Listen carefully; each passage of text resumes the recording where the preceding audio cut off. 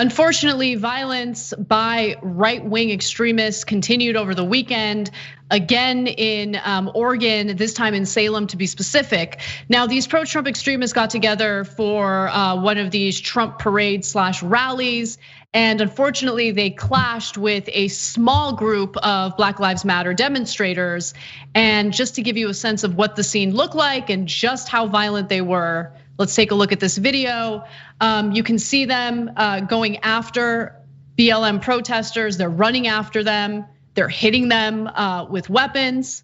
You see one man fall to the ground as he's being punched repeatedly by I believe a member of Proud Boys to be specific, Proud Boys. And so, yeah, this is a common scene now where you'll see the right wing serve as the aggressors. After punching him several times, after he's on the ground, they pepper spray him. And they can do it with no worry of consequences because what did the cops do?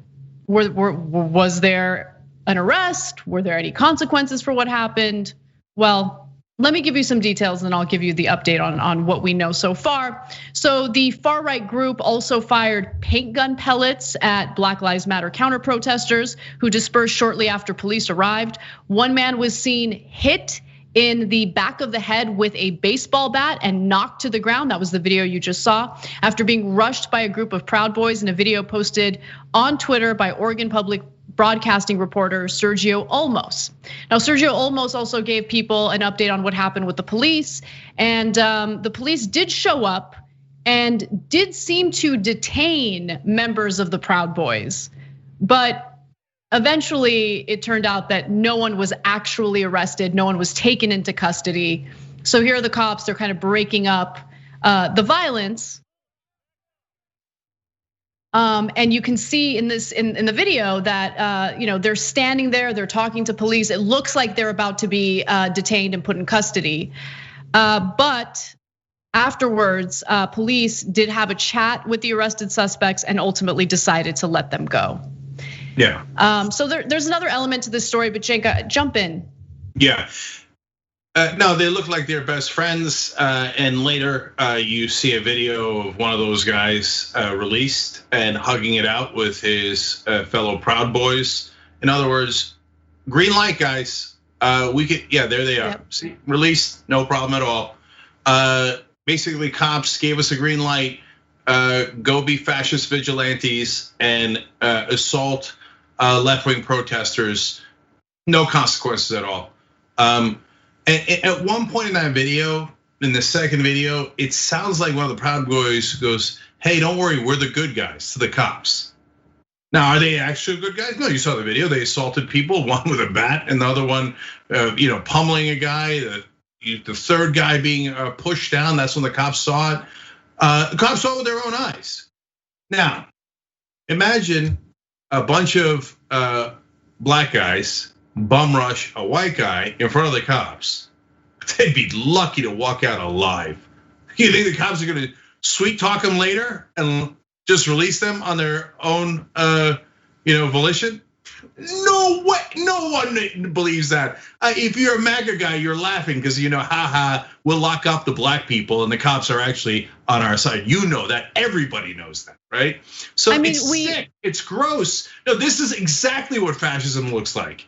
So they do a protest, or we do a protest, and they just come in and now start. Kyle Rittenhouse killed people. These guys are assaulting people brazenly. No consequences for these guys at all. It's grotesque. And if people aren't arrested and brought in and charged on this, every cop involved should be fired, and their manager and their manager's manager should definitely be fired.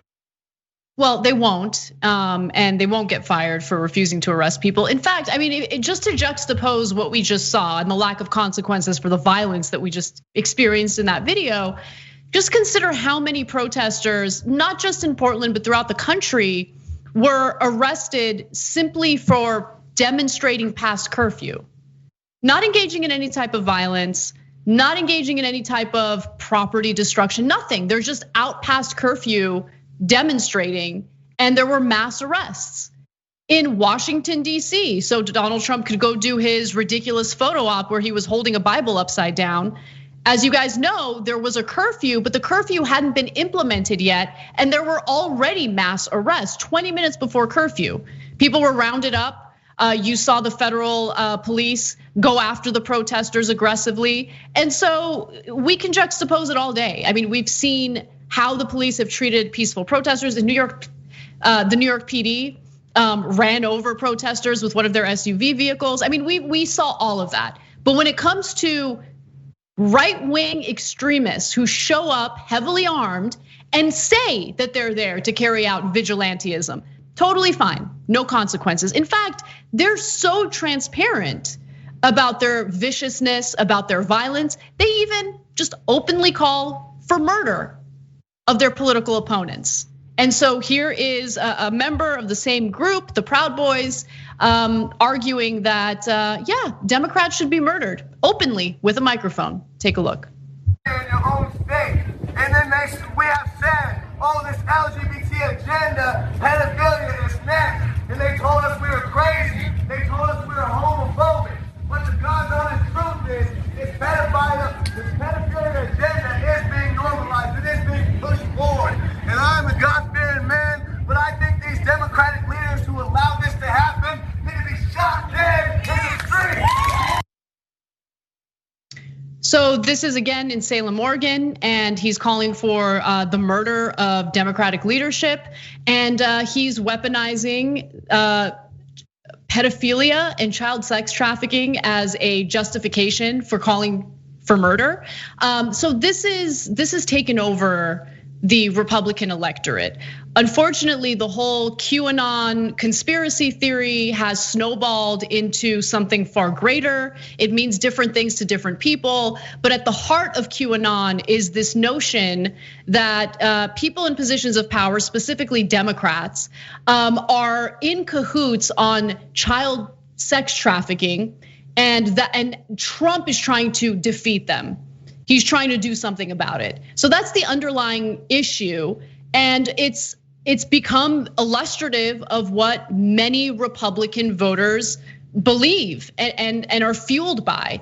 It's devastating to see this happen, because at this point you're not even dealing with people who have any interest in evidence or in a rational debate or discussion, right? They believe crazy things, and there's really no way to convince them otherwise. And so, yeah, it's dangerous, and no one's doing anything about it. Like the cops are like, oh yeah, have at it, have fun. Go ahead and abuse people out in the streets, and it's totally fine.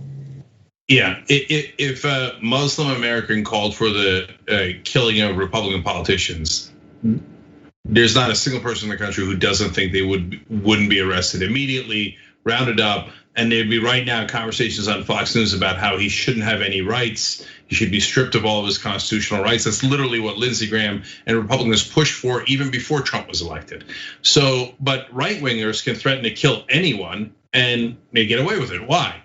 Because, and a lot of you, some on the left and certainly in minority groups will say that we're late to the party and we were naive, and maybe so. But it turns out giant chunks of our police are fascists. And so they totally allow the fascism to happen. They don't enforce the rule of law at all. They do it selectively. If you're on the left or if you're black, they're gonna arrest you even before there's any violations. If you're on the right and you assault people right in front of their eyes, they don't care. They're gonna let you go. If you murder people and you've got an automatic weapon on you, they're gonna let you stroll up to their car and treat you like a buddy.